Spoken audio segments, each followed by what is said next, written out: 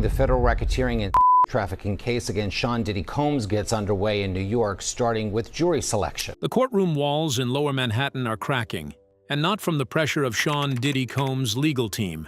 They're cracking because sealed information is leaking out. A federal judge is furious, and somewhere in Hollywood, Katt Williams is watching all of it unfold exactly the way he said it would. And here's the part that should have every single one of you sitting straight up in your seat. Katt Williams isn't just watching, he's warning. And his warning? It has Dave Chappelle's name on it. Stay right here, because by the end of this video, you are going to understand why Katt Williams was never crazy, why everything he said on that now legendary Club Shay Shay interview in January 2024 was a map, and why the leaks coming out of Diddy's trial are not just legal drama.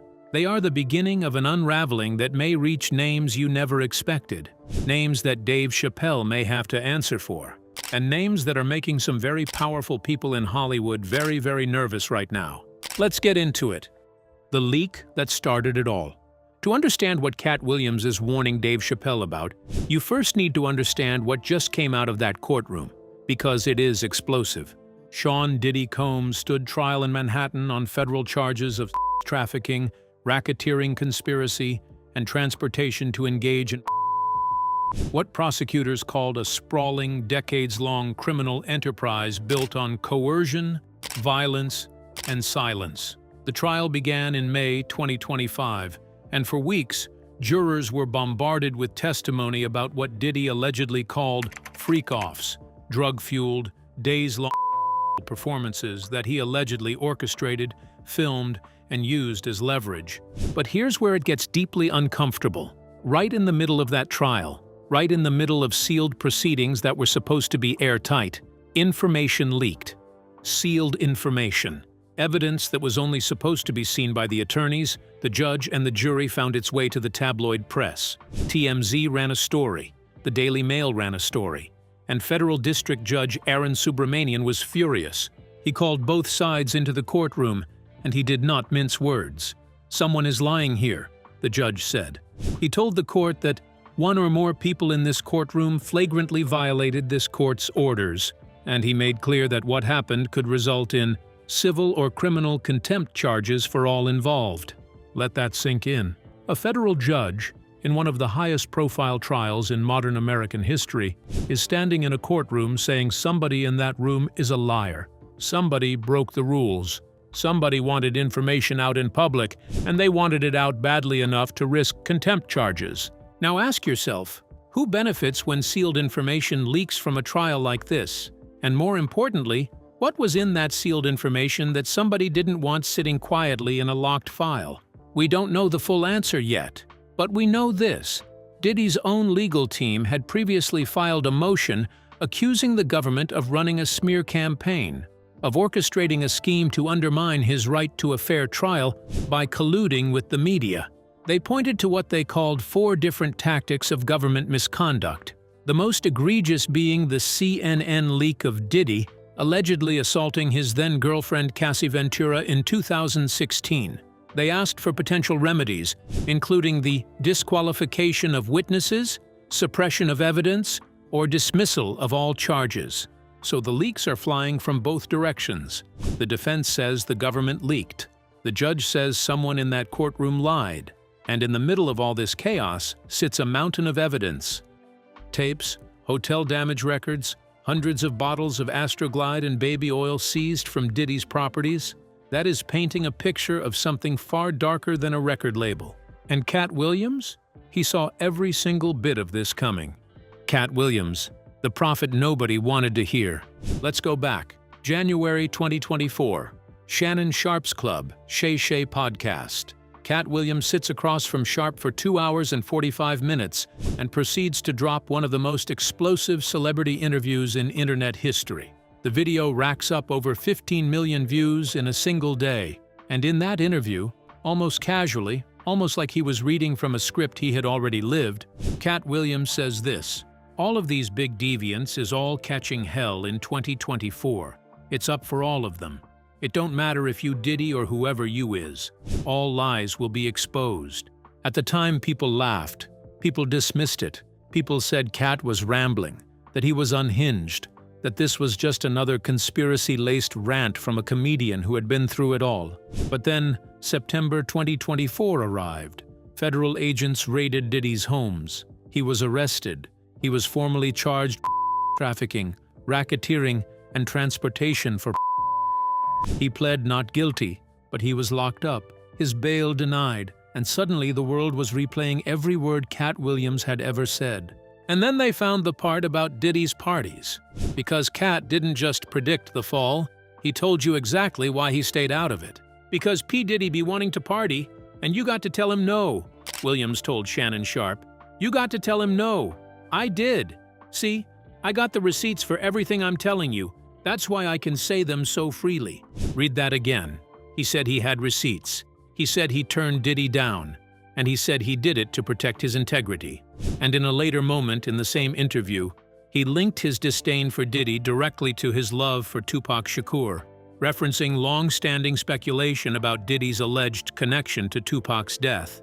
So, if I hear you were responsible for knocking my naga off, I don't care what job I end up in or how things go.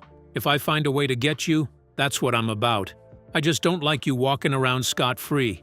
He even went further. He called Combs a demon and said, "You're a demon, and I know demons are powerful, but I also know why they're powerful. There's cold spiritual warfare going on out here, and part of my job is to stay focused on that. Cold spiritual warfare." Those three words aged like prophecy. Now here's what I need you to think about right now. Katt Williams didn't just predict Diddy's fall in January 2024. He allegedly turned down $50 million, not once, but 4 times, to stay out of circles that would compromise who he was, as he put it, to protect his integrity and to tell Diddy no when the parties came calling.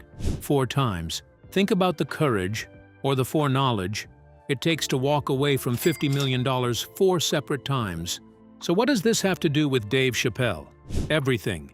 And that's where this story goes from explosive to genuinely unsettling. Dave Chappelle and the silence that spoke loudly. Here's what you need to understand about Dave Chappelle and Diddy. Their relationship has a long and complicated history, and Chappelle's own history with Hollywood's power structures makes his silence on Diddy for a very long time worth examining. Dave Chappelle famously walked away from a $50 million deal with Comedy Central in 2005 at the absolute peak of his powers. He left Chappelle's show, one of the most successful comedic vehicles in television history, and flew to South Africa. He said he felt something was wrong. He said he felt pressured in a way that didn't sit right with him spiritually. For years, he never fully explained it. For years, people thought he was broken. But looking back now through the lens of what we know about Hollywood in the post-Diddy era, his decision to walk looks less like a breakdown and more like an escape.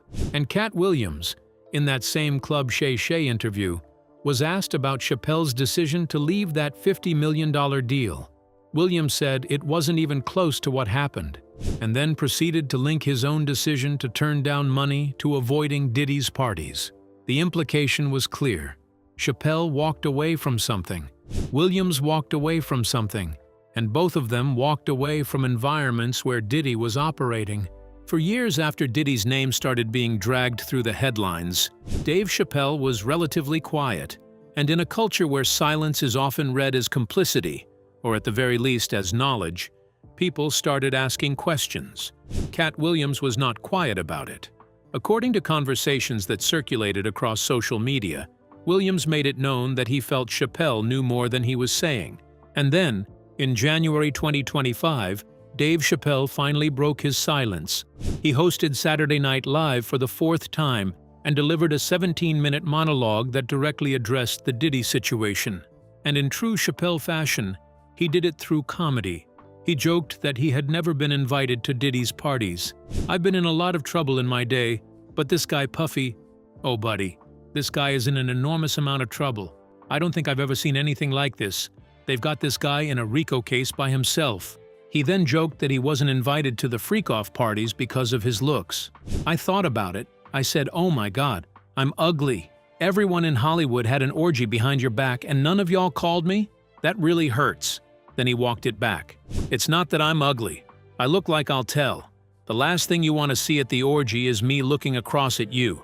And he brought up a rumor about Family Matters star Reginald Vell Johnson allegedly being at one of Diddy's parties. "I saw something on the internet, probably not true, but it said Puff was in the back with Carl Winslow, and I thought, oh my God, Carl Winslow? And I wasn't invited? It's worse than I thought." The audience laughed. The internet loved it. Chappelle, at last, had addressed the Diddy elephant in the room. But for Katt Williams, laughter was not the response. Because here's where Katt's warning becomes something more than gossip. It becomes a question of responsibility. And now with Diddy convicted and sentenced, that question is louder than ever. The trial, the verdict, and what the lawyers' moves revealed. Let's talk about what actually happened in that courtroom. Because the devil, as always, is in the details. And some of those details are things Diddy's own legal team arguably should not have let become public knowledge. The trial began May 12, 2025. Federal prosecutor Emily Johnson opened with a statement that set the tone for everything that followed. During this trial, you are going to hear about 20 years of the defendant's crimes. But he didn't do it alone. He had an inner circle of bodyguards and high-ranking employees who helped him commit crimes and cover them up. 20 years, an inner circle, cover-ups. This wasn't a case about a bad night or a toxic relationship. This was alleged to be a criminal organization, a structured enterprise built to enable one man's appetites and silence everyone around him. Cassie Ventura took the stand. Kid Cudi took the stand. Anonymous witnesses testified using pseudonyms. And some of those witnesses were later exposed online by content creators and YouTube streamers who were inside the courtroom, in one of the most disturbing examples of irresponsible media behavior in recent memory. Two women who testified using pseudonyms had their identities leaked. Their personal lawyers were furious. The judge was furious.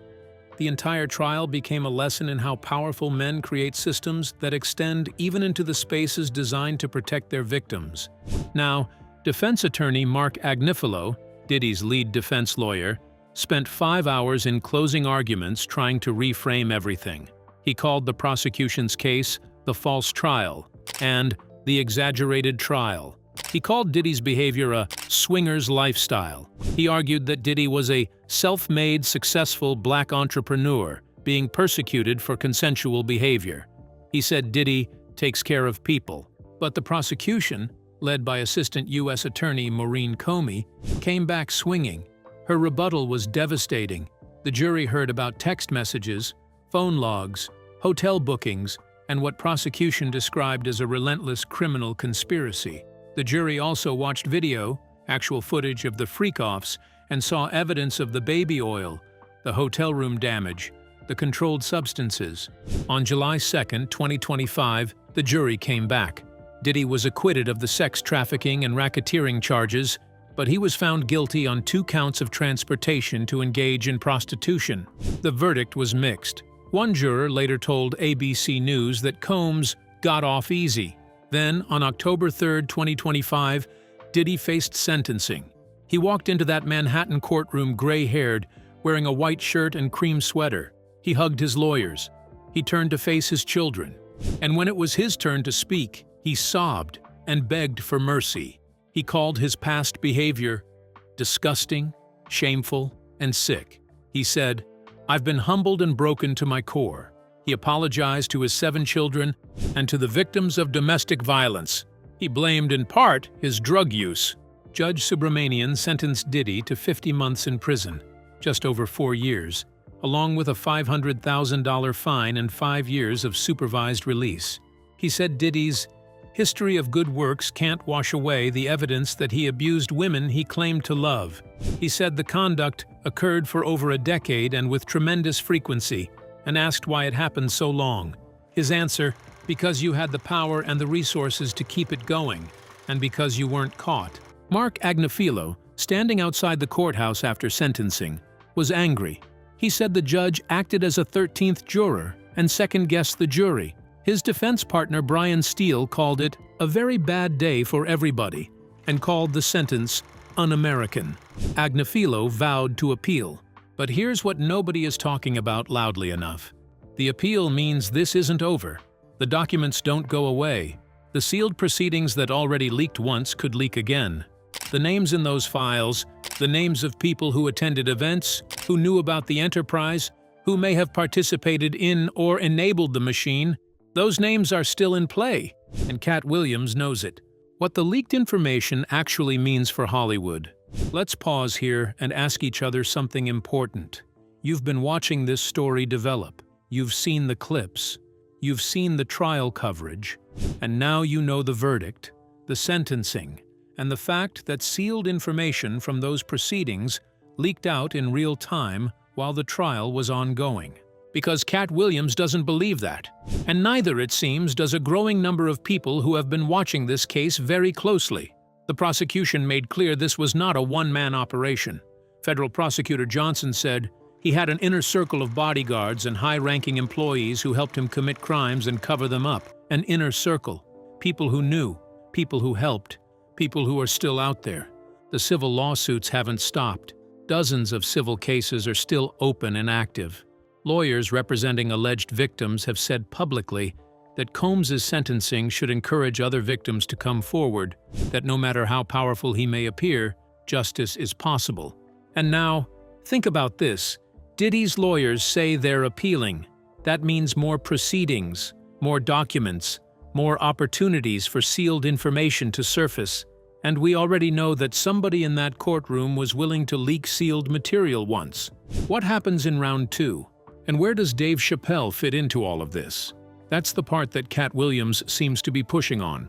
Not that Chappelle did anything wrong necessarily, but that Chappelle, who was friends with Diddy, who moved in those circles, who was aware of the culture and the rumors for years, chose laughter as his response instead of accountability, chose jokes instead of testimony, chose an SNL monologue instead of a real reckoning. Is that enough? That's the question Katt Williams is putting on the table. The warning, and what it means going forward. Now let's be very precise here, because this is where a lot of people get it wrong. Katt Williams has not accused Dave Chappelle of a crime. Let's be clear about that. What Katt Williams has done is something arguably more powerful and more dangerous in Hollywood's ecosystem. He has pointed to a pattern of silence among the people who were close to power, who knew the culture, who benefited from proximity to it. And he has called that silence out as its own form of complicity. When Williams said on Club Shay Shay that he turned down Diddy's party invitations, that he had receipts, he was drawing a line. When he said he turned down $50 million 4 times to protect his integrity, he was saying, "I chose integrity over access." And when the world came back asking why others who were deeper in those circles said nothing for so long, that line Williams drew became a standard. And here's the thing.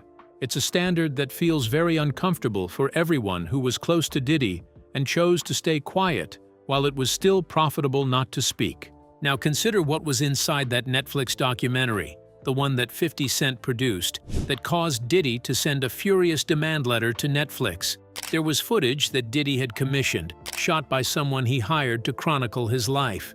And in that footage, there was a recording of a phone conversation between Diddy and his own lawyer, Mark Agnifilo, discussing his impending arrest. Diddy is enraged at Agnifilo and the entire legal team, barking that they're losing the case. And the extraordinary thing?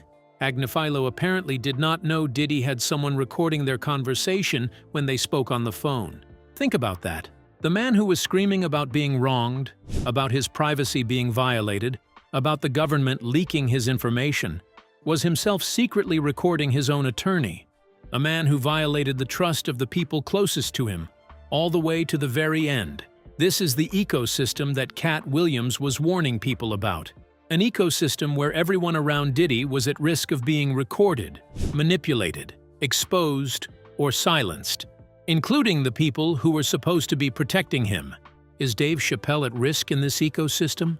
Probably not legally, but reputationally, in the court of public opinion, where Katt Williams has been proven right about almost everything he said. The question is worth asking, because here is the central warning, and pay close attention.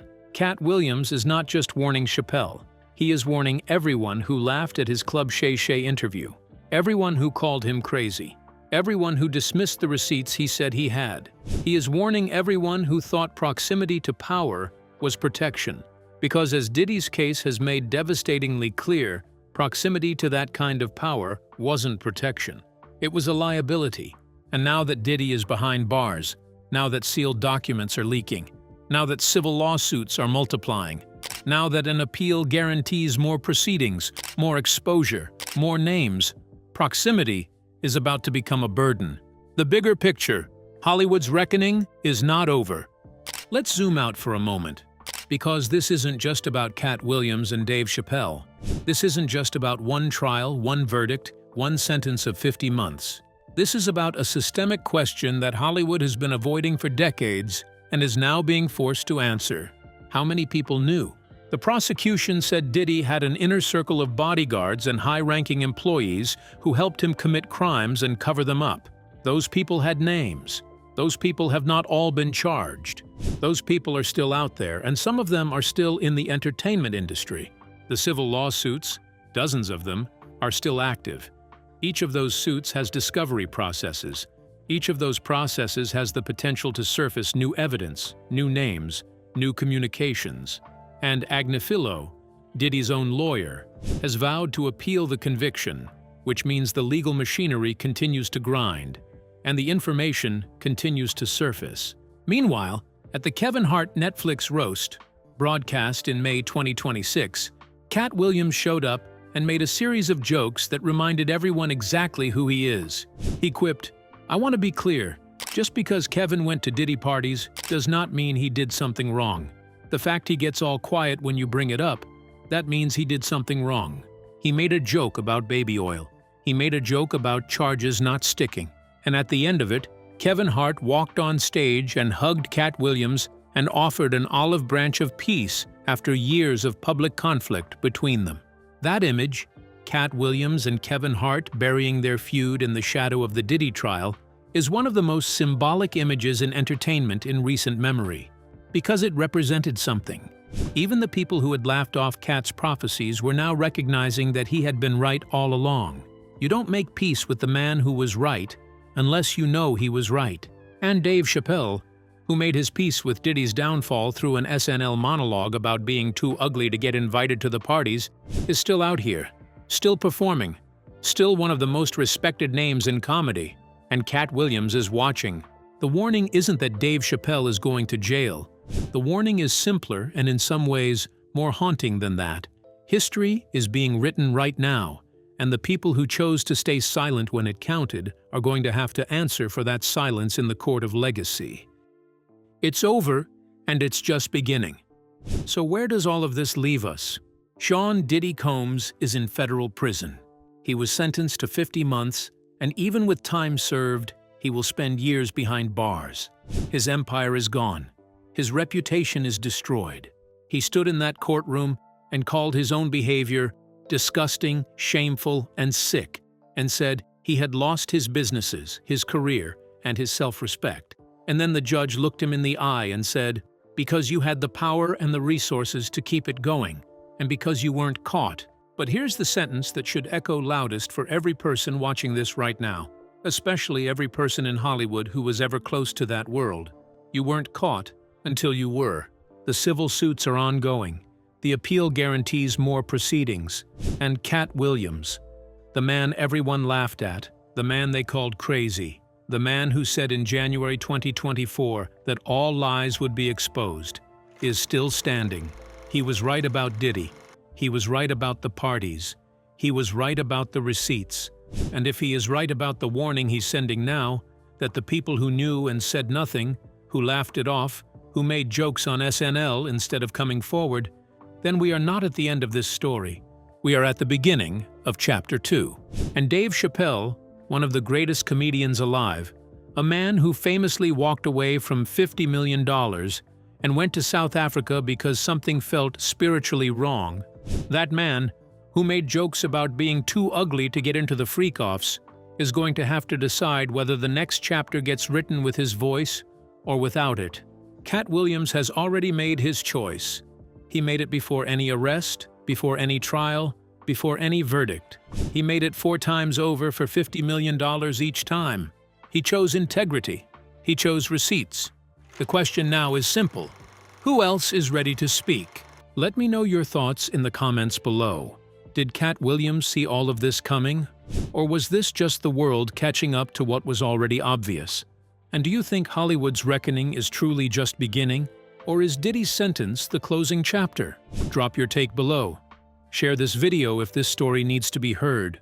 And subscribe, because we are not done yet. Not even close.